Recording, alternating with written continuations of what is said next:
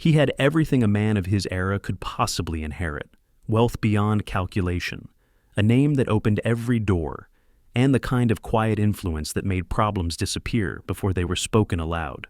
Yet none of that explained why, in the late 1880s, George Washington Vanderbilt stood at the edge of a windswept plateau in North Carolina and envisioned something no American had ever attempted: a private residence so vast that even the richest families of the Gilded Age would hesitate to imagine it.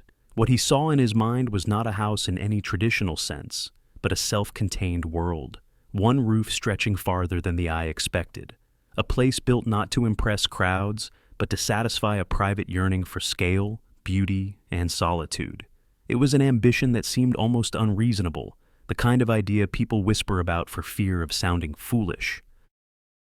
Yet to George, it felt inevitable, like a structure waiting to take shape the moment the first line of its blueprint touched paper. The earliest sketches were loose, more dream than architecture.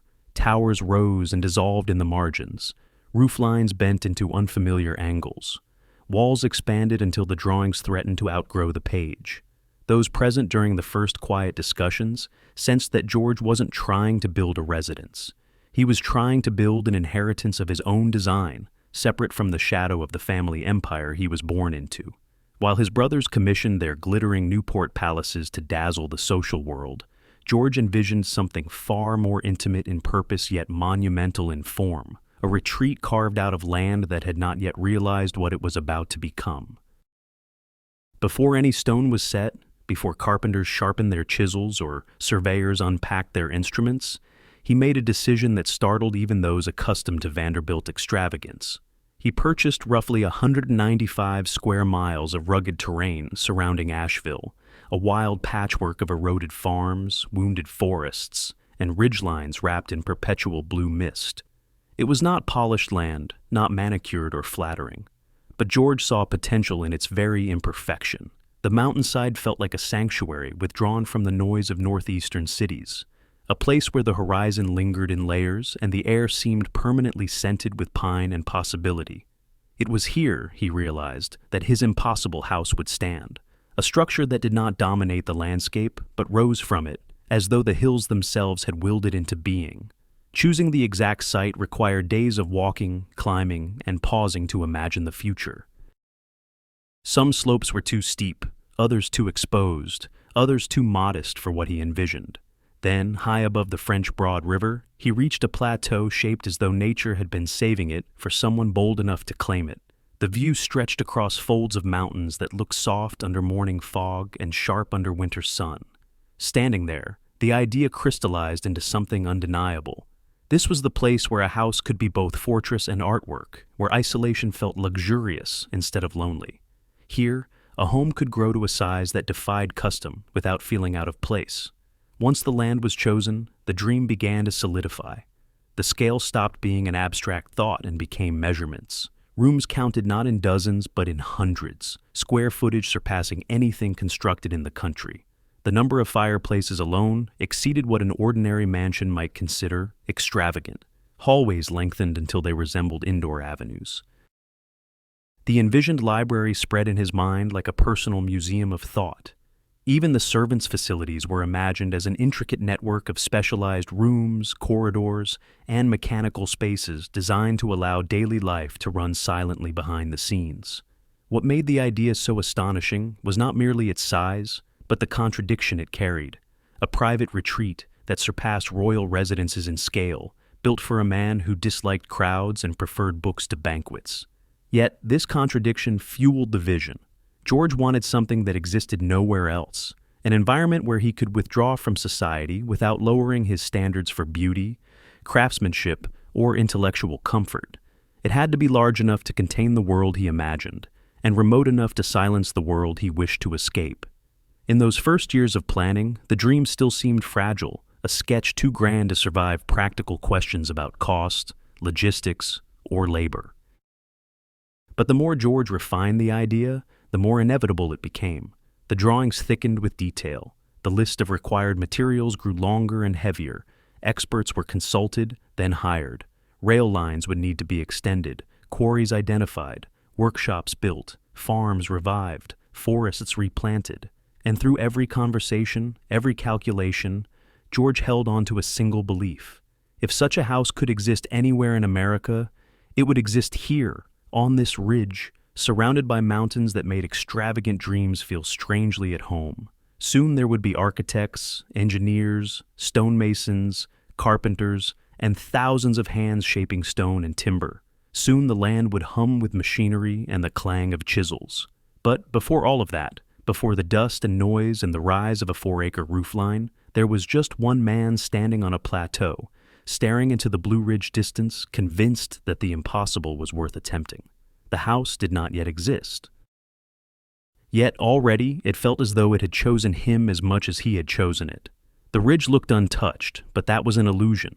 Beneath the quiet layers of pine and undergrowth lay a landscape that had been scraped, logged, eroded, and abandoned long before George Vanderbilt arrived. From a distance it appeared serene, almost poetic, mountains rolling out to the horizon, their blue silhouettes dissolving into morning haze. Up close, the land told a rougher story. Hillsides were scarred by decades of unsupervised cutting. Topsoil had washed away in winter storms. Old farm plots sat exhausted, their crops long surrendered. Creeks ran cloudy after rain, carrying the residue of a century of careless use. If anything, the land seemed to warn him. This place had swallowed every attempt to control it, yet that was precisely what drew him in. The ridge offered something no polished estate in the Northeast could, a blank, wounded canvas on which he could build a world from the ground up. Nothing here was ready-made. Everything would have to be invented, planned, corrected, and strengthened. The plateau he chose for the house sat high above the valley, its edges falling away into deep folds of shadow and light. It was a dramatic perch, but an impractical one. The ground was uneven and rocky. Winter winds carved across it unchecked. Roads leading up the slope were little more than dirt tracks gouged by wagon wheels. Bringing materials here would require not only strength and labor, but the kind of determination that could survive years of constant effort. The first teams to arrive quickly understood the scale of the challenge. Before foundations could be imagined, the ridge had to be tamed. Crews cleared thick tangles of brush, dug out rooted stumps, and carved terraces into the mountain soil. Wagons sank into mud after rainstorms. Horses strained against grades much steeper than any engineer would recommend. Every foot of progress felt contested, as though the mountain had no intention of surrendering its shape. Even basic surveying became a battle against weather and terrain. Stakes were pulled from softened earth, lines sagged under unexpected wind, and early measurements were rechecked again and again.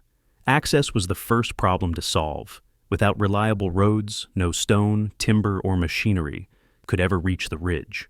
Workers carved switchbacks into the hillside, cutting paths wide enough for supply wagons, but stable enough not to collapse under their own weight. Heavy rains undid their work repeatedly, washing out soft curves and forcing crews to start over. Every mistake cost days, every miscalculation, weeks. At times, the project seemed to fight itself, every advance on the ridge calling out a new weakness that hadn't been obvious until the moment laborers set their boots on it. Still, the plateau offered something undeniable, a view that made even the harshest setbacks feel temporary. The mountains shifted colors hourly, gray at dawn, blue by midday, and gold under the late sun. Standing on that crown of land, even after a long day of mud, broken tools, and uneasy progress, the workers understood why this was the place George had chosen. The ridge connected sky and earth in a way that made the future house seem less like a structure and more like a natural extension of the landscape. Slowly, the plateau began to take shape. The ground was leveled and compacted, cut to accommodate future terraces and retaining walls. Areas designated for service yards, gardens, and approach roads were mapped and staked. With each week, the ridge lost a little of its old wildness and gained the orderly geometry of human intention. But it was clear to everyone involved that shaping the ground was only the beginning. What lay ahead, the house itself, was beyond the skill of local hands alone. The challenges of the ridge demanded more than brute force. They demanded vision, precision, and an architect willing to commit his own reputation to something unprecedented. The workers had prepared the mountain, but the mountain still waited for someone capable of imagining a structure worthy of this impossible site. The plateau was ready. Now it needed a mind bold enough to give it a form no one had ever dared to build. Richard Morris Hunt arrived on the ridge with the calm precision of a man who had spent his life persuading stone to obey ideas. He was already a legend in American architecture, trained in Paris, fluent in the language of European chateaux, and trusted by the wealthiest families of the Gilded Age. Yet even he paused when he first surveyed the plateau chosen for the house. The view was magnificent, yes, but the site was unforgiving, the scale unprecedented, and the expectations immense. Still, something in the challenge appealed to him. If any architect in America could translate George Vanderbilt's ambition into walls and towers, it was Hunt. He began not with flourish, but with discipline. His earliest drawings were exercises in proportion, sketches of rising towers balanced against sweeping roof lines, long facades interrupted by rhythmic window groupings, and stone masses arranged so the house would appear grounded yet alive. Inspiration flowed from French Renaissance chateaux such as Blois and Chenonceau, where steep slate roofs pierced the sky and facades unfolded like complex tapestries.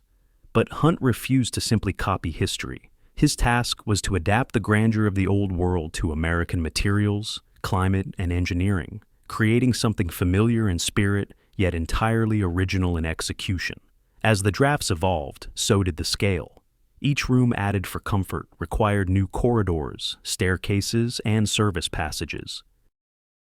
Each tower added for beauty required structural reinforcements and additional roof surfaces. The house expanded outward, upward, and then inward again as Hunt inserted modern systems, elevators, heating, plumbing, electrical lines, all of which demanded space.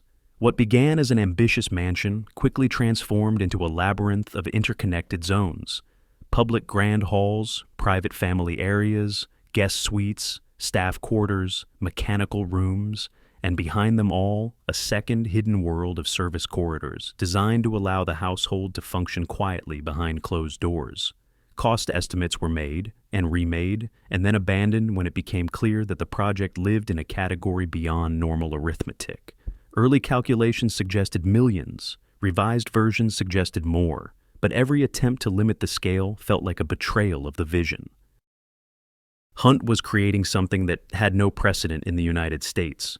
Over 170,000 square feet planned across multiple floors, dozens of fireplaces, hundreds of windows, imported stone, carved wood, custom ironwork, and a roofline as complicated as a mountain range. Even when he tried to contain the excess, the design expanded. The house seemed to grow simply by being imagined. Hunt adjusted structural plans again and again, refining the skeletal steel frame that would support thousands of tons of Indiana limestone. He re-examined load paths for the soaring ceilings of the banquet hall, calculated stress points beneath the weight of the central staircase, and coordinated with engineers to disguise modern mechanics inside a medieval silhouette. It was artistry intertwined with physics, executed at a scale that left most architects uneasy. For Hunt, it was exhilarating and exhausting in equal measure. Yet despite the elegance of the drawings, there remained a stark truth. Paper could not lift stone. Blueprints could not clear forests, lay foundations, or haul limestone across mountains.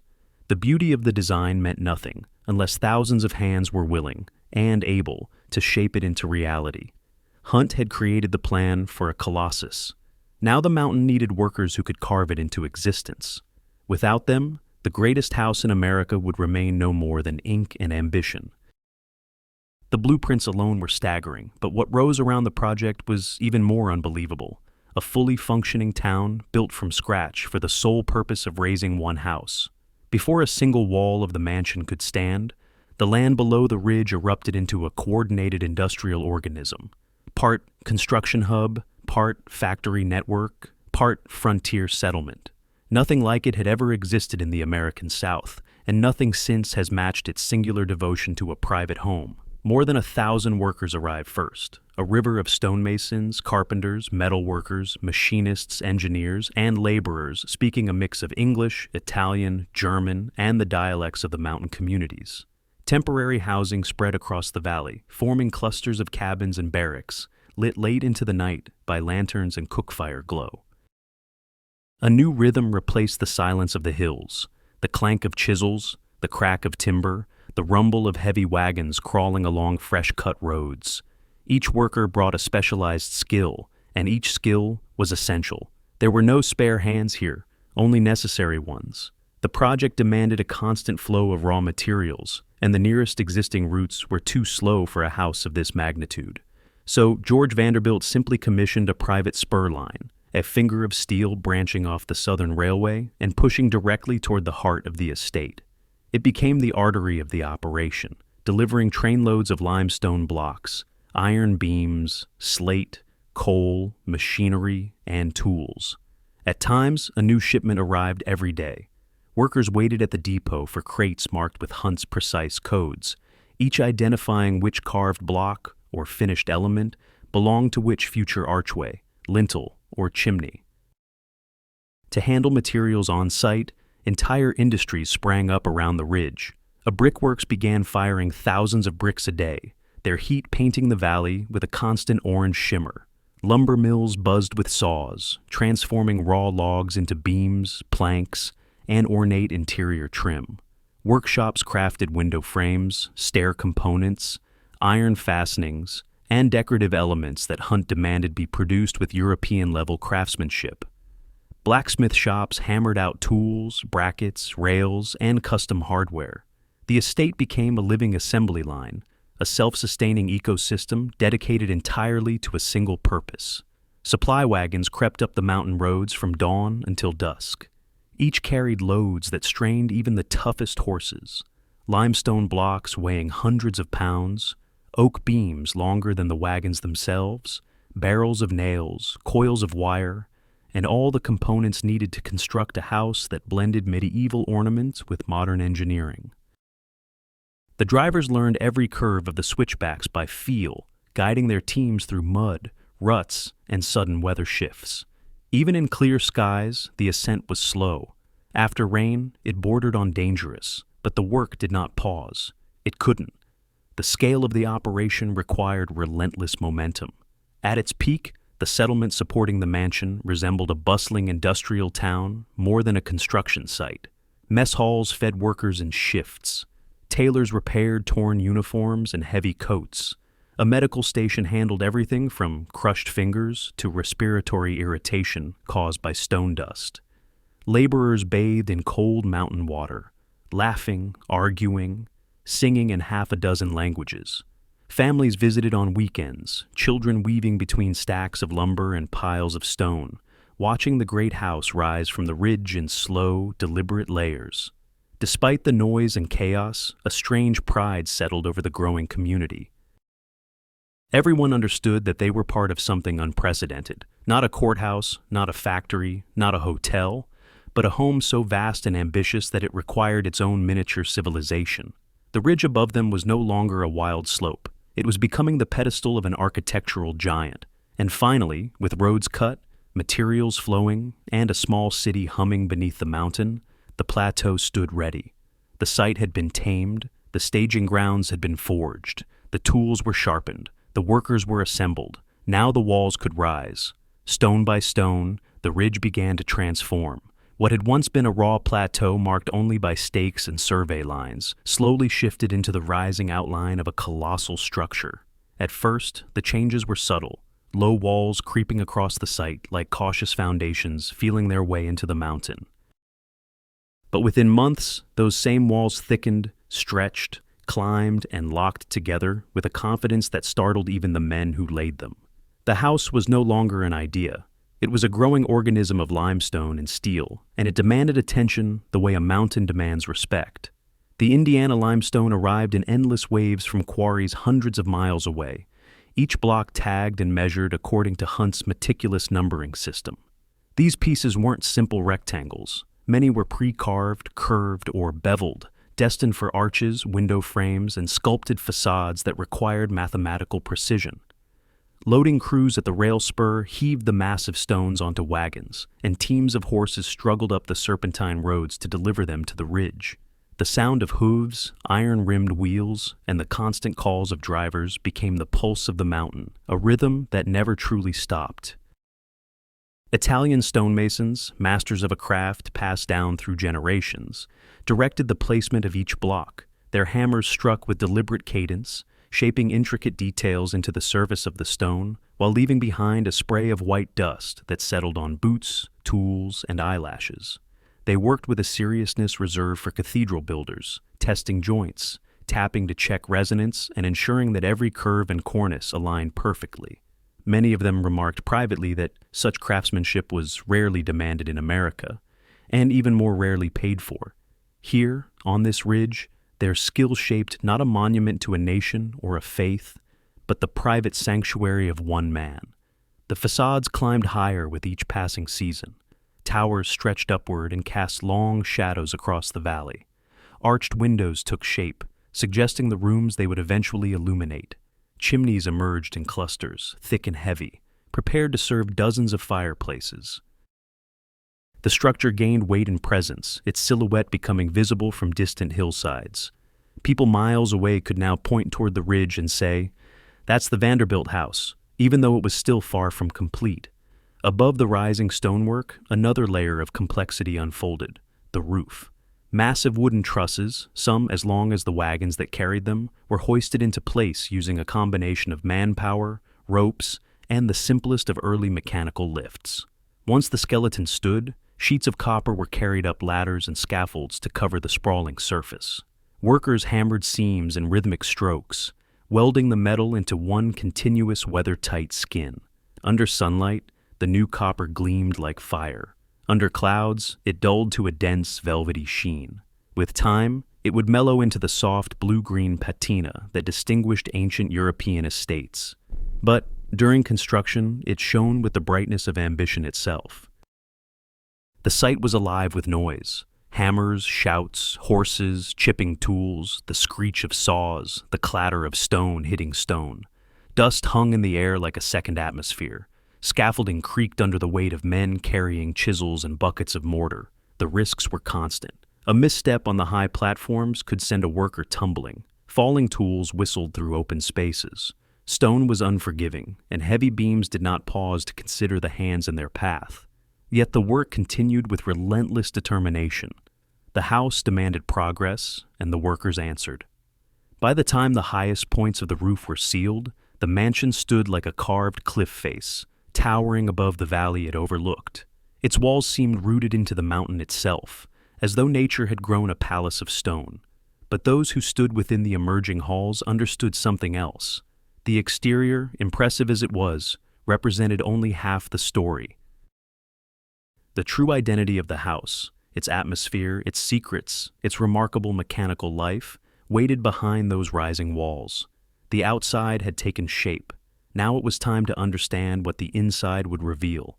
Beneath the stone terraces and the grand silhouette rising from the ridge, another world was taking shape, one that visitors would never see, yet one without which the entire estate would collapse. While the towers reached for the sky and the copper roof glimmered in sun and fog, the mountain's interior filled with machinery, tunnels, and chambers that transformed the house from a static monument into a functioning organism. It was here, in the dim corridors beneath the foundations, that the real heartbeat of Biltmore began its steady rhythm. The boiler rooms occupied a cavernous space carved deep into the hillside, their brick walls reinforcing an environment designed less for elegance and more for endurance. Massive steel boilers lined the chamber, each one a roaring furnace capable of sending heat through miles of pipes threaded invisibly through walls and under floors above. The heating system was unprecedented not only in scale but in complexity. Very few private homes in America had central heat at all, and certainly none demanded enough fuel to challenge the output of a small factory. Coal deliveries rumbled in daily, sometimes twice a day in winter, and teams of stokers shoveled constantly to keep the temperatures stable. If the flames faltered for even a short window, rooms 3 or 4 stories above would drop to uncomfortable cold within hours, a testament to the mansion's size and the relentless demand of its stone construction. Beyond the boilers stretched a network of tunnels that wound in tight passages and wide artery-like corridors. Some ran beneath guest suites, others behind kitchens, pantries, and storage rooms. The walls were left unadorned, painted in utilitarian tones chosen for practicality rather than beauty, and the flicker of early electric bulbs cast long, wavering shadows that made the passages feel like the backstage of a vast theater. Every turn led to another door, every door to another service room, and every room served a specific purpose. Laundry operations with rows of wringers and drying racks, refrigeration chambers cooled by blocks of ice and early mechanical systems, storage areas stacked with linens, china, and supplies that had to be rotated constantly to keep the household functioning smoothly. Threaded through all of this was the electrical system, an innovation so advanced for its time that even some urban mansions still relied on gaslight, while Biltmore glowed with electric brilliance. Wires ran through insulated conduits, disappearing into ceilings and walls before re-emerging as discrete fixtures in the grand rooms above. Engineers tested circuits, replaced blown fuses, and monitored generators with the vigilance of ship crew tending an engine room. In an era when electricity was far from standardized and often unstable, Biltmore's system represented an engineering gamble, but one that paid off, giving the house a level of control and efficiency unmatched by almost any home in the country. Servants moved through this underground world with the practiced speed of people who understood that their presence above ground should be nearly invisible. Secret staircases and hidden doorways connected the tunnels to every major section of the mansion. A footman could respond to a call button in a guest room within seconds without ever being seen crossing a hallway. A laundress could appear in a corridor with fresh linens seemingly out of thin air. Meals emerged from the kitchen through service paths mapped as carefully as the grand public routes. Entire operations, cooking, cleaning, repairing, warming rooms before guests awoke, flowed through these hidden arteries. The house ran on a precise choreography, and the tunnels ensured that movement was silent and seamless. In many ways, the subterranean infrastructure was the mansion's greatest achievement, a triumph of planning that allowed a building of such mass to function smoothly despite its overwhelming size. The machinery breathed warmth into halls large enough to echo endlessly. The tunnels ferried staff unnoticed, preventing the illusion of effortless luxury from breaking. The electrical rooms pulsed with controlled energy, lighting spaces far above where guests stood in awe, unaware of the coordination humming below. The entire hidden world allowed the visible one to shine. Only once the underbelly of Biltmore had been fully realized, its machines humming, its pipes aligned, its secret routes mapped, could the surface begin to reveal its true character. The grand halls and luminous rooms above were ready to emerge, shaped not only by stone and artistry, but by the unseen heartbeat that kept the house alive. Stepping onto the first floor of Biltmore felt less like entering a home, and more like crossing a threshold into a carefully orchestrated performance. The entrance hall rose around visitors in a breathtaking display of stone and light, its scale deliberately designed to shrink anyone who walked through it. Limestone walls climbed for 3 stories, interrupted only by carved details that echoed European palaces rather than American residences. Every sound, footsteps, voices, even the soft brush of fabric, expanded in the vast space, reminding guests that this house was built to overwhelm before it offered comfort. The room did not simply welcome, it announced. It declared that the world outside had been left behind, and that inside these walls existed a different reality governed by ambition, artistry, and immense cost. Yet behind its grandeur lingered a subtle heaviness, the early hint that maintaining such magnificence came with a burden few could afford. To the side of the towering hall, light spilled through a glass canopy into the winter garden, a room that appeared almost weightless in contrast to the dense stone surrounding it. Under its soaring panes, greenery thrived even in the coldest months, nourished by a controlled climate that demanded constant attention from the mechanical systems below. Palm fronds stretched over elegant iron benches, and a small fountain added soft echoes to the air, turning the space into a calm oasis at the heart of the mansion. But even this serene corner hinted at the true nature of the house.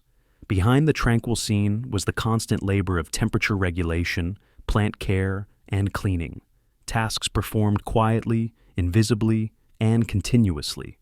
The winter garden was a jewel, but one that required daily polishing. Beyond its delicate greenery, the house opened into the banquet hall, the largest and most imposing room on the first floor. Its ceiling soared nearly 70 feet high, supported by massive wooden trusses that seemed engineered more for a cathedral than a private residence. A triple fireplace dominated one wall, its carved stone mantel rising so high it appeared to challenge the roof itself. When all its hearths were lit, flames climbed in shifting patterns that made guests feel as though they were seated inside a living mural of fire and shadow. Opposite the fireplace, a built-in pipe organ towered over the space, its presence a reminder that even the entertainment here required monumental design. This room was a statement of power and cultural aspiration, capable of seating dozens at a table that stretched across the floor like a ceremonial path. And yet, every inch of its beauty whispered of expense, wood to oil, stone to dust, fixtures to polish, a ceiling to heat, and machinery to maintain. The hall dazzled, but it also warned greatness on this scale was an endless responsibility. Not far from the echoing expanse of the banquet hall, the library offered a different kind of grandeur, softer, but no less commanding. Shelves stacked with thousands of books climbed toward a muraled ceiling, the painted scene imported intact from Italy at extraordinary cost and effort. A hidden staircase behind a panel led to an upper gallery where more volumes waited, turning the room into a sanctuary of knowledge suspended above the mountain horizon, visible through tall windows. The warmth of carved walnut, the gleam of polished floors, and the quiet dignity of the space made it clear that this was the room George Vanderbilt cared for most. But its elegance, too, carried a shadow. The sheer volume of books needed constant dusting. The finishes required careful treatment. The mural demanded stable temperatures. The beauty of the library was not passive. It required vigilance, expertise, and money to keep it alive. Each space on the first floor, from the glowing winter garden to the dramatic banquet hall to the intimate majesty of the library, formed a piece of a larger illusion, an environment where comfort and wonder appeared effortless. But the illusion depended entirely on hidden labor and unseen machinery. While visitors admired soaring arches or the gentle shimmer of glass overhead, dozens of workers moved behind walls and under floors to maintain the delicate balance that allowed the house to function. Every minute of beauty carried with it an hour of upkeep. The first floor was the mansion's dazzling mask, a facade of effortless luxury built to inspire admiration. Yet beneath the polished surfaces was a constant reminder. This house demanded far more than admiration. It demanded resources, attention, and sacrifice on a scale as monumental as its design. The deeper one moved into Biltmore, the clearer it became that the house was not simply beautiful. It was hungry, and its appetite would only grow. The climb up Biltmore's grand staircase felt like moving through the spine of a living organism. The steps curved in a precise sweep around an immense iron chandelier suspended from a vaulted medallion high above, an arrangement so delicately engineered that the fixture appeared to float in place rather than hang. Sunlight filtered through tall windows along the stairwell, setting the stone aglow and softening the heavy architectural lines. But as one ascended, the atmosphere shifted. The vastness of the public rooms below gave way to something quieter, more introspective, as though the house exhaled and allowed its private character to emerge. At the landing, George Vanderbilt's rooms formed a suite that reflected his restrained, scholarly nature. His bedroom was composed with careful dignity. Rich reds upholstered the furnishings. Ornate woodwork framed the walls, and a painted cornice traced along a dentelated rail just below the ceiling. Light from electric sconces glowed warmly across surfaces chosen not for flamboyance, but for their harmony and craftsmanship. Even here, modern technology threaded discreetly through the space. Call buttons connected to hidden servant corridors. Radiators warmed the air through a network of pipes in the walls, and switches controlled fixtures powered by a private electrical system few households in America possessed. These conveniences felt seamless to guests, but their presence carried a constant financial weight. Wiring to be inspected, bulbs replaced, pipes maintained, generators monitored. Comfort here was never accidental. It was engineered. From George's room, an adjoining door opened into the oak sitting room, a quiet retreat intended for conversation, reading, and moments the couple did not need to share with the rhythms of the larger household. The room connected further into Edith Vanderbilt's suite, the most luxurious private chamber in the residence. Her bedroom glowed with gilded walls, delicate painted woodwork, and furniture in the refined curves of the Louis XV style. Fabrics shimmered, patterns intertwined with soft light, and decorative pieces imported from Europe reflected a taste both cultivated and unapologetically expensive. Every textile demanded meticulous care, every finish required gentle cleaning, and every surface, from marble tabletops to carved frames, needed preservation. Beauty here was constant, but so was its upkeep. Beyond these family rooms, the guest floor unfolded like a quiet village suspended above the grand activity below. Each suite was tailored with its own character, some dressed in masculine tones, others in softer palettes, all furnished with imported pieces selected to create a sense of comfort without sacrificing sophistication. Electric lamps illuminated bedside tables, a rarity in private homes of the era. Radiators hummed softly behind ornate grills. Windows framed the mountain views that had captivated George years earlier. Hidden doors led to service routes, where staff delivered fresh linens, hot water, and early morning trays with a precision that allowed guests to believe these comforts appeared naturally, without labor. The third-floor living hall, a communal space for guests, carried a gentler rhythm. At dawn, musicians sometimes played softly to wake visitors, with music drifting under doorways. In the evenings, guests curled up with books near a fireplace that radiated a steady, controlled warmth. The atmosphere was hushed, serene, insulated from the machinery and bustle that sustained the rest of the mansion.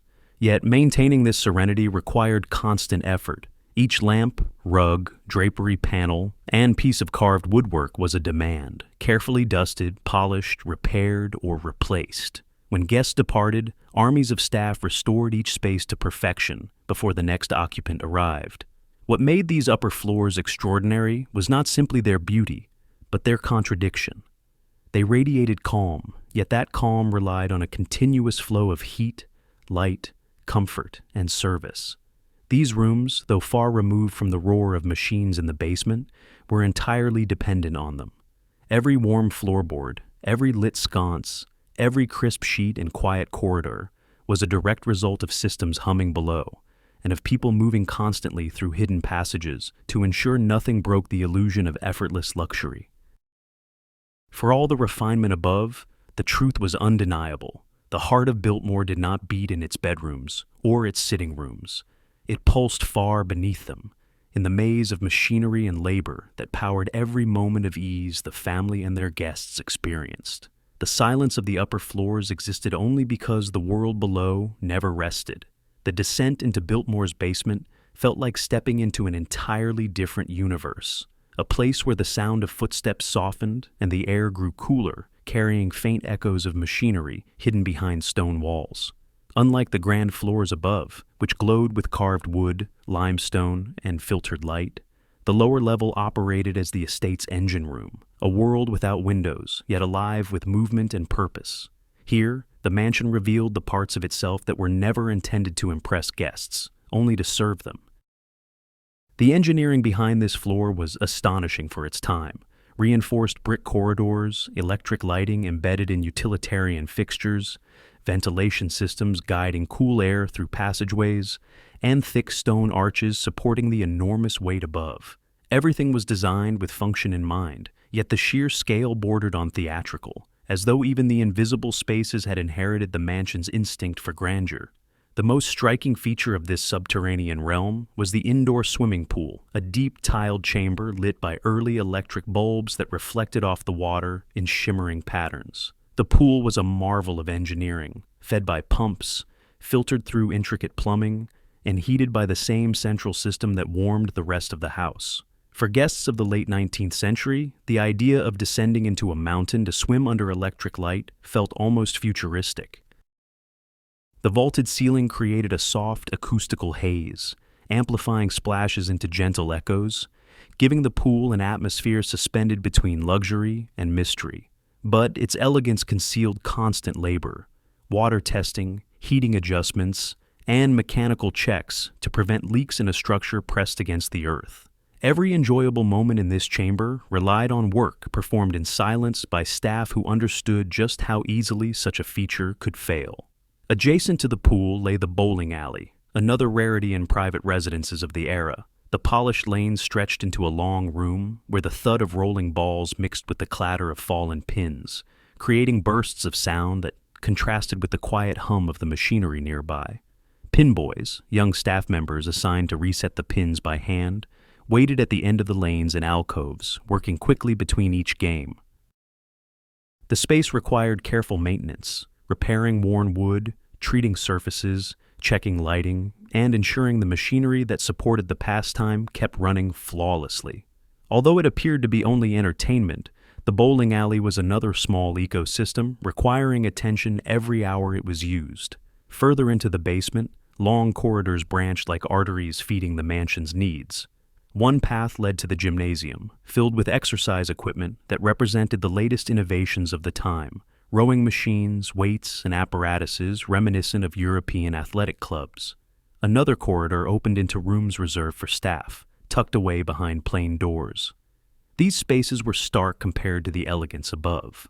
Simple cots, wooden lockers, and communal washrooms that reminded everyone below that luxury upstairs required discipline downstairs. Yet even these modest accommodations demanded reliability, clean linens, heated water, and working ventilation, all maintained by a workforce accustomed to functioning without recognition. Connecting everything was a network of service tunnels that formed the true circulatory system of Biltmore. Narrow, low-ceilinged passageways wound behind kitchens, beneath bedrooms, and around mechanical rooms, allowing staff to move invisibly through the house. These routes were carefully mapped to ensure no servant had to cross a guest's path unless necessary. Meals traveled from kitchen to dining spaces through these passages, linens made their way to laundry rooms, and morning trays arrived at guest suites as though carried by the house itself. In reality, each quiet appearance was the result of workers navigating a complex underground maze with precision and speed. This hidden choreography preserved the illusion of effortless grace above, while below, the house operated at full tilt. The basement was not merely a support level, it was the mansion's most essential layer, a testament to the ingenuity and physical effort required to sustain Biltmore's elegance. Every pool ripple, every lit hallway, every warm room upstairs depended on what happened down here. The beauty visitors admired above ground was inseparable from the machinery and labor below. And while the basement represented innovation and entertainment, it also hinted at a deeper truth. A structure of this magnitude consumed resources constantly, and the cost of keeping it alive was far greater than anyone outside the household could imagine. The hum of pipes, the glow of electric bulbs, and the steady footsteps of unseen workers formed a quiet reminder that the mansion's grandeur came with an unending price. And as the estate continued to grow in complexity, the demands placed on the people and systems sustaining it grew even faster. The question looming over this marvel of engineering was simple and unavoidable. What did it take to keep a house like this functioning, day after day, year after year? From the moment Biltmore opened its doors, the house revealed itself not only as a masterpiece of architecture, but as a creature with an insatiable appetite. Its beauty was undeniable, but beneath every shimmering surface lay a cost, and beneath every comfort, a bill waiting to be paid. The mansion consumed resources with a steadiness that startled even those accustomed to wealth. It behaved less like a residence and more like a living system whose survival depended on constant feeding, coal, food, labor, repairs, water, and electricity all vanishing into its depths with astonishing speed. The first year of operation made one truth evident. Biltmore was magnificent, but it was also ravenous. The boilers alone devoured thousands of tons of coal annually, their fires blazing without rest to push heat through the vast network of pipes hidden behind stone walls.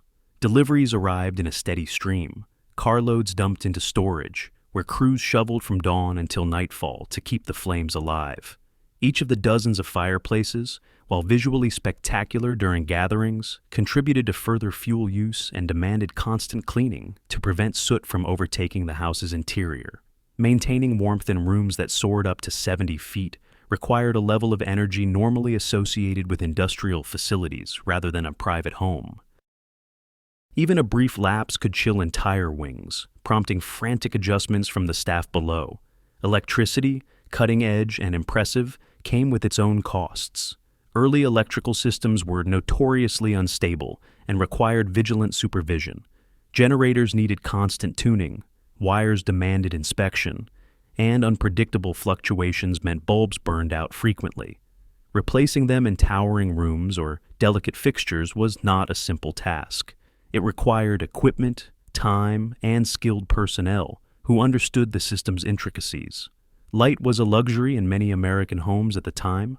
At Biltmore, it was a necessity, extending through hallways, servant passageways, mechanical rooms, staircases, and hundreds of lamps and sconces. The glow guests admired came only through relentless effort behind the scenes. Water posed another immense challenge. With dozens of bathrooms, a massive kitchen, laundry facilities capable of managing mountains of linens, and the indoor swimming pool demanding constant maintenance, the house required reliable pressure, filtration, and heating systems operating around the clock.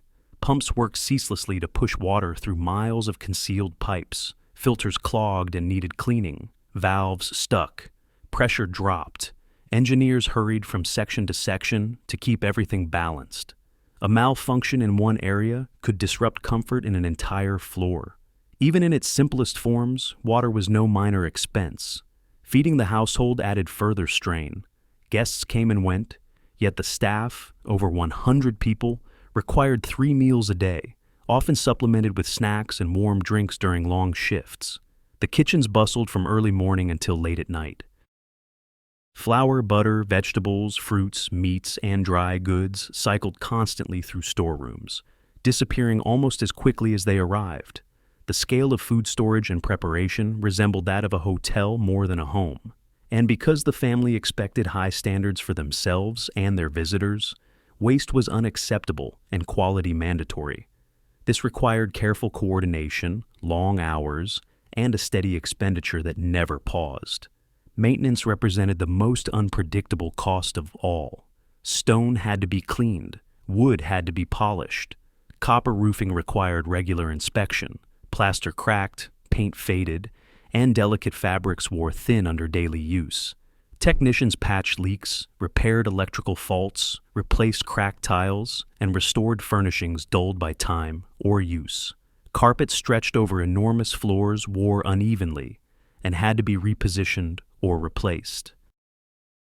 Windows needed washing, even those perched high in towers, requiring ladders, ropes, and sometimes teams of workers simply to reach them. Every detail of the house, from its grandest features to its smallest decorative elements, demanded such attention that neglect for even a few months could begin eroding the elegance guests expected. Salaries for the household staff formed another major expense. Maids, footmen, laundresses, cooks, gardeners, groundskeepers, engineers, stable hands, and managerial staff all required reliable wages. Their numbers fluctuated with the seasons, but never dropped low enough to ease the financial strain. Running Biltmore required a workforce roughly equal to that of a small business. And unlike a business, the house did not generate revenue, at least not in its early years. Instead, it relied entirely on George Vanderbilt's personal income to keep the machinery turning. Even small expenses accumulated rapidly. Linens wore out. Oil for wood polishes ran low. Imported supplies demanded transport. Equipment broke unexpectedly. Seasonal storms damaged roofing or landscaping. Each problem seemed minor in isolation, but together they formed a tidal wave of cost that swept through the estate month after month. The ledgers filled with numbers so large and so frequent that the brilliance of Biltmore shifted subtly into something more ominous. The structure George had intended as a sanctuary was beginning to resemble a financial trap. The house was designed to embody beauty, sophistication, and modernity, and it fulfilled that vision brilliantly. Yet its grandeur came with consequences. Even those who adored Biltmore could not ignore the increasingly obvious truth. The mansion required more than admiration to survive. It demanded resources at a pace that few individuals, perhaps even the Vanderbilts, could sustain indefinitely. And yet, in George's original vision, the estate was never meant to be a weight on his finances. Quite the opposite. It was supposed to sustain itself, fed by the land, the forests, and the farms that surrounded it. The house consumed endlessly from the moment it opened, but the plan had always been that the land would give back, balancing the scales through careful stewardship and thoughtful production. At least, that was the hope. From the beginning, Biltmore was never meant to rely solely on inherited wealth. George Vanderbilt imagined an estate that operated like a finely tuned machine, one in which the land surrounding the house generated enough resources to support the mansion's staggering needs. Instead of thinking of Biltmore as a static structure perched on a mountain, he pictured it as the center of a vast, interdependent ecosystem. Farms would feed the household and its staff. Orchards and gardens would supply produce year-round. Livestock would provide meat and dairy. Nurseries would grow plants for both beauty and restoration. And the forests, managed scientifically, would yield timber in a sustainable rhythm that matched the estate's expenses. In theory, the land would nourish the house, and the house would justify the land. On paper, it almost made sense. The agricultural side of the estate expanded quickly. A large dairy operation emerged near the French Broad River, its herds of Jersey cows producing milk that was processed on-site into butter, cheese, and cream. Fresh milk traveled directly from the dairy to the kitchen each morning, while surplus products were sold in Asheville, creating a modest but steady income stream. Vegetable gardens sprawled across carefully chosen sections of the property, supplying the mansion's kitchens with tomatoes, lettuces, cucumbers, beans, and root vegetables, while greenhouses ensured that even in winter, the estate could rely on fresh produce. Orchards filled with apple, peach, and pear trees produced seasonal harvests, and barns housed pigs, chickens, and other livestock that filled the larders and reduced reliance on distant suppliers. Beyond the agricultural hub, nurseries and greenhouses supported the estate's decorative and restorative needs. Frederick Law Olmsted's landscaping vision demanded constant replenishment, trees to replace those lost to storms, shrubs for the formal gardens, flowers for the winter garden, ground cover for erosion control. The nurseries functioned almost as small factories, producing thousands of plants each year to maintain both the manicured beauty near the house and the functional restoration of the greater estate. Workers propagated seedlings, tended young trees, and monitored soil conditions with a vigilance normally found in scientific laboratories rather than private estates. The forests represented the most ambitious part of George's plan. Under the guidance of trained foresters, portions of the estate were surveyed, cataloged, and divided into sections that could be logged selectively without harming long-term growth. Roads and trails winding through the woods allowed trees to be harvested with care, leaving younger specimens to mature and preventing the hillsides from being stripped bare as they had been under previous owners. Timber sales brought in revenue and proved that managed forestry could be both profitable and sustainable, a revolutionary concept in a country still accustomed to rapid exploitation of natural resources. While each component operated with efficiency and purpose, the connection between the estate's working land and the mansion itself was absolute. The gardens supplied the kitchens, the dairy fed the staff, the orchards stocked pantries, the forest provided lumber for repairs and income during leaner months.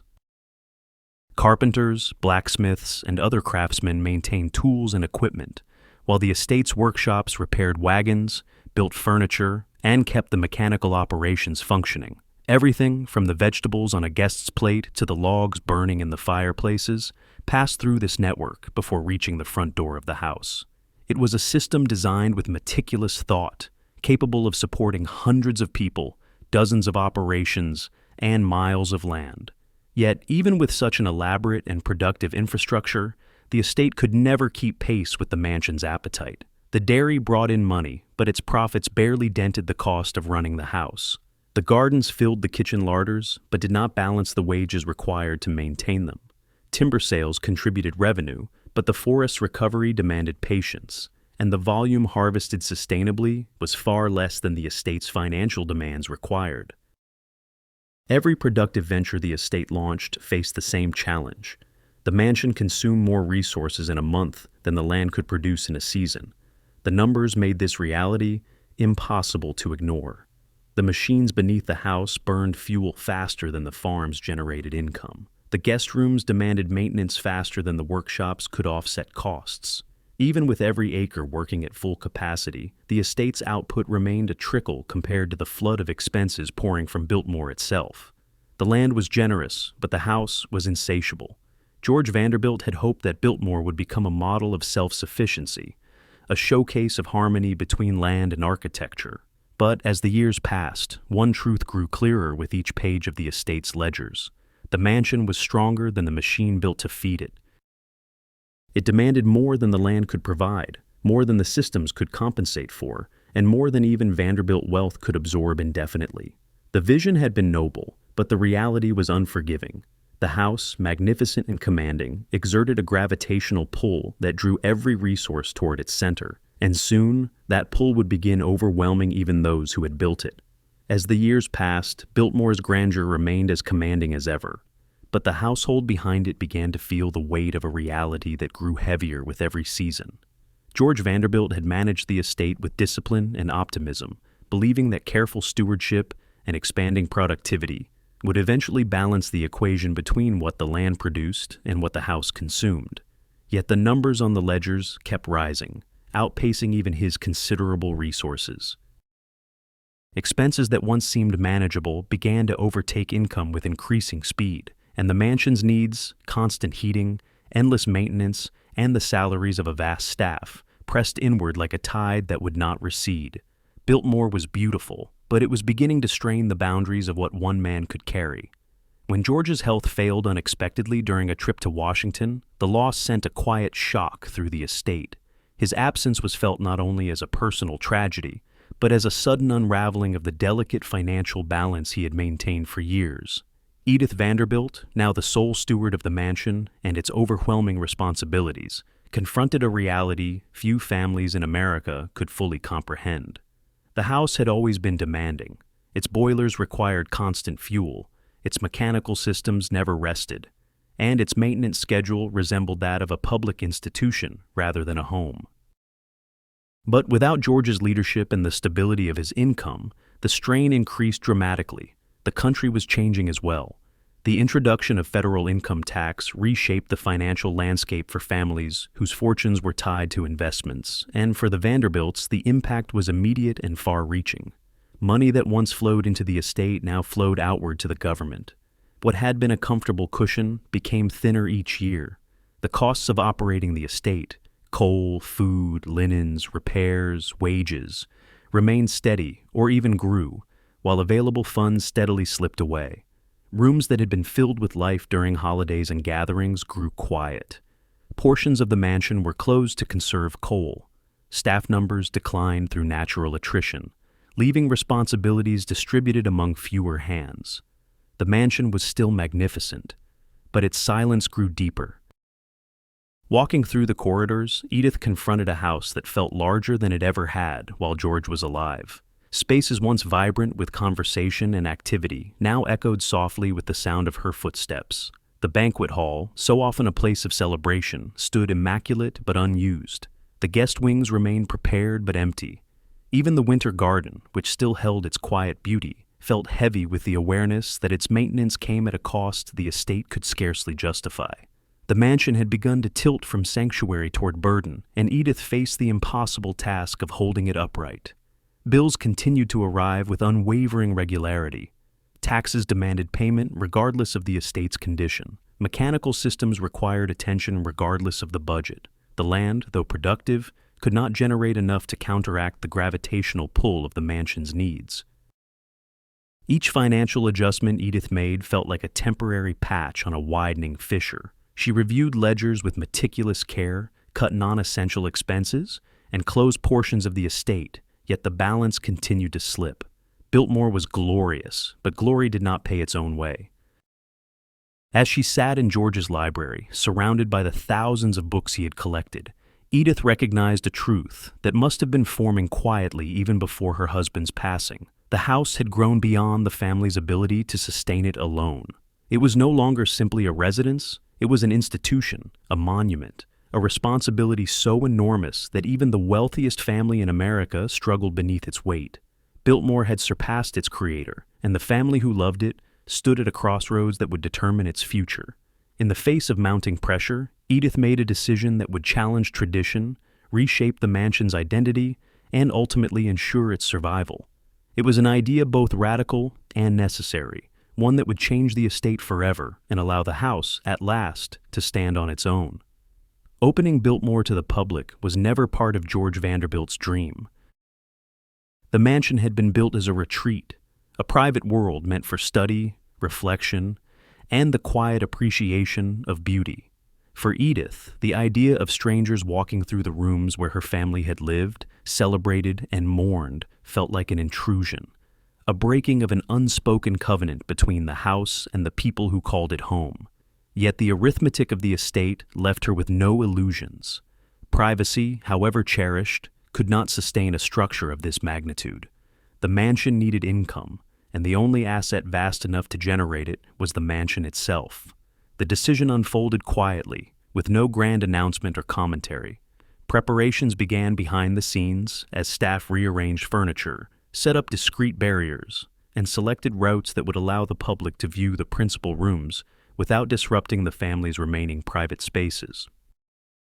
The process felt surreal, ropes quietly installed in the banquet hall, signs added to guide visitors through the library, and timed lighting adjustments put in place so that no area appeared dim, cold, or unwelcoming. Engineers checked electrical systems to ensure displays ran safely. Housekeepers polished surfaces more vigorously than ever, not for guests of elite society, but for the eyes of ordinary citizens about to cross a threshold never intended for them. When the doors finally opened, the response was immediate and overwhelming. People from Asheville and surrounding towns arrived out of curiosity, nostalgia, or the simple desire to step inside a place that had dominated the local imagination for decades. They approached the house slowly, gazing up at its towers and sweeping facades as if trying to understand how a private residence could reach such scale. For many, Biltmore had long been a myth wrapped in stone, a distant silhouette glimpsed from valley roads, as unreachable as a European palace. Now they could stand beneath its massive archways, touch its carved details, and experience its interior with their own eyes. Yet the experience was bittersweet. For visitors, Biltmore was dazzling, a spectacle unmatched in the region. But for the family, each step of a visitor through the halls felt like a reminder that the house was no longer fully theirs. The public wandered through spaces where the Vanderbilts had once dined, read, celebrated, and lived with ease. They whispered in awe beneath the towering ceilings of the banquet hall, stared up at the muraled library ceiling, and traced their fingers along the rope barriers separating them from furniture brought from Europe at tremendous cost.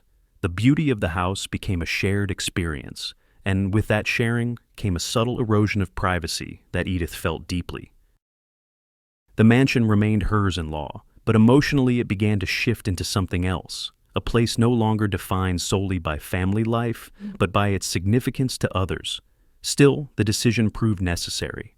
Ticket sales provided a stream of income that helped stabilize the estate's finances. Local businesses benefited from the influx of visitors, creating goodwill in the community and strengthening Biltmore's place in regional life. The estate's staff expanded to include guides, maintenance teams for public areas, and workers focused on guest services.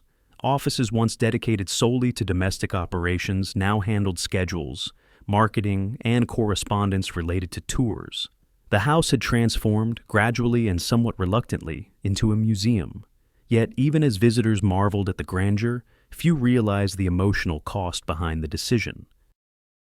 For a family raised in a tradition of privacy and restraint, opening their home to the public felt like revealing something deeply personal.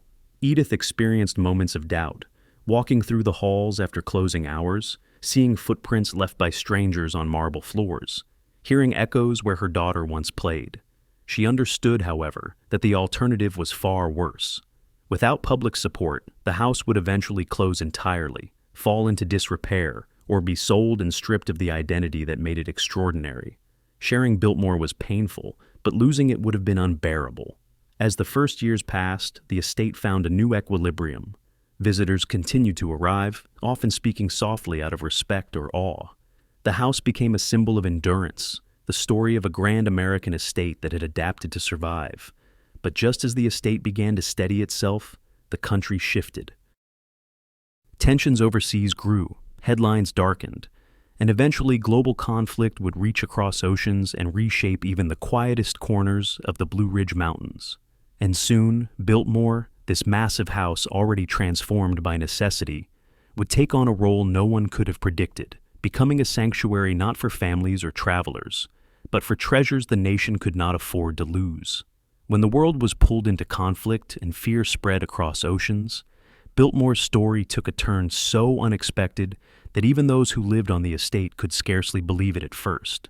The quiet mountain retreat, already transformed from private sanctuary to public museum, became the answer to a problem facing the nation's most important cultural guardians. In Washington, leaders at the National Gallery of Art confronted a terrifying possibility. If the Capitol were targeted, the masterpieces entrusted to their care, centuries-old paintings, irreplaceable documents, national symbols, could be lost forever. They needed a refuge far from strategic sites, defensible, naturally isolated, and capable of maintaining stable conditions for precious art. Against all odds, the massive house in the Blue Ridge Mountains fit every requirement. Negotiations were carried out discreetly. Only a handful of people at Biltmore knew what was coming, or why secrecy was essential. When the first trucks arrived under cover of night, their cargo was disguised beneath wooden crates marked only by numbers. Inside those crates lay treasures of staggering value, paintings attributed to Rembrandt, Raphael, Vermeer, and Gilbert Stuart, including the iconic portrait of George Washington that would eventually appear on the $1 bill. The crates were unloaded with meticulous care and carried through service entrances to chosen rooms deep inside the mansion, selected for their stable temperature, thick stone walls, and limited access. Armed guards from Washington arrived soon after, dressed in civilian clothing to avoid drawing attention. They patrolled the corridors in quiet shifts, blending into the estate's routines while maintaining constant vigilance. Staff members working nearby were instructed to keep their observations to themselves, told only that important storage was underway. Very few knew the full truth, that some of the nation's most priceless artworks now rested behind locked doors at Biltmore, surrounded not by velvet ropes and museum crowds, but by thick curtains, sealed windows, and layers of mountain stone, protecting them from a global conflict. Years passed in this hush of secrecy. While battles raged overseas, the mansion served as a silent guardian. The Winter Garden's fountain still murmured, and the banquet hall still glowed during tours, but behind closed doors, masterpieces lay in carefully monitored stillness. Temperature readings were logged meticulously. Humidity levels were checked. Inspections occurred at regular intervals. The house, built to impress and overwhelm, now proved its worth as a fortress of culture, an anchor of stability during a period defined by uncertainty. And though few outside the estate knew it at the time, Biltmore's role as custodian of national treasures would later be recognized as one of the most remarkable chapters in its history. When peace returned and the crates were removed, the rooms were restored to their original purposes. The public never saw the quiet tension of those years, only the smooth continuation of tours and the slow growth of tourism as America rebuilt.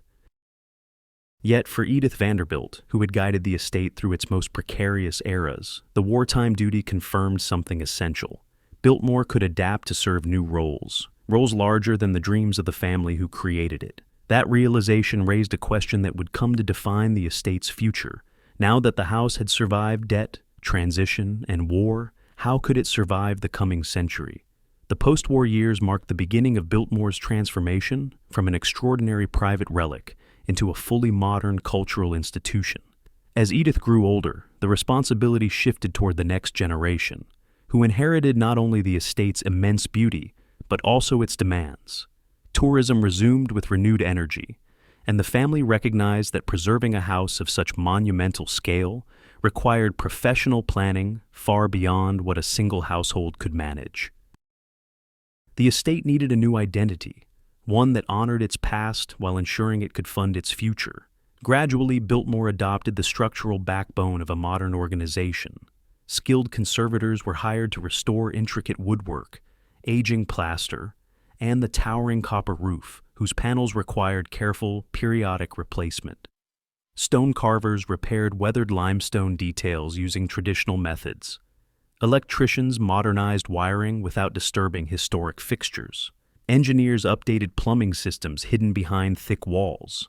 Every repair required research, precision, and sensitivity to history. The mansion was no longer simply maintained like a home. It was preserved like a national landmark. Visitor services expanded as well. Paths were improved, parking areas developed, and guest experiences refined to accommodate growing crowds. Events, exhibitions, and seasonal celebrations drew guests throughout the year. Yet the family never allowed the estate to drift toward spectacle. Everything added, from guided tours to concerts, remained anchored in the house's character and story. One of the boldest ventures came decades later with the creation of the Biltmore winery. Built in renovated estate stables, it introduced a new source of revenue and attracted guests seeking not only architecture and history, but culinary and cultural experiences. The winery grew into a thriving operation, producing award-winning wines and deepening the estate's identity as a destination rather than a single attraction. The estate's farmland continued to operate, supplying restaurants and supporting sustainable agricultural practices. The forests remained managed according to principles established more than a century earlier, balancing timber production with ecological health. Landscapes were restored, gardens flourished, and walking trails opened to visitors eager to explore the natural world that had always framed the mansion. All these efforts required discipline, vision, and an understanding that Biltmore's survival depended not on nostalgia, but on evolution. The house had begun as one man's dream, but it endured because generations after him recognized that beauty alone could not protect it. It needed structure, adaptation, and constant stewardship. It needed to be shared. Today, Biltmore stands not merely as the largest private home in America, but as a living cultural organism, one sustained by the work of thousands, visited by millions, and shaped by decisions made under pressure, sacrifice, and hope. Its story is not simply one of wealth and architecture, but of perseverance. The house survived financial strain, shifting eras, and global conflict. It endured because people learned to serve it, with respect for its past, commitment to its present, and faith in its future. In the end, Biltmore remains what it has always been, a testament to what vision can build, what resilience can protect, and what devotion can keep alive long after its creators have passed from memory. It stands because generations refused to let it fade, and in that steadfast care lies the true legacy of the house that once seemed too large to survive, yet learned not only to endure, but to live.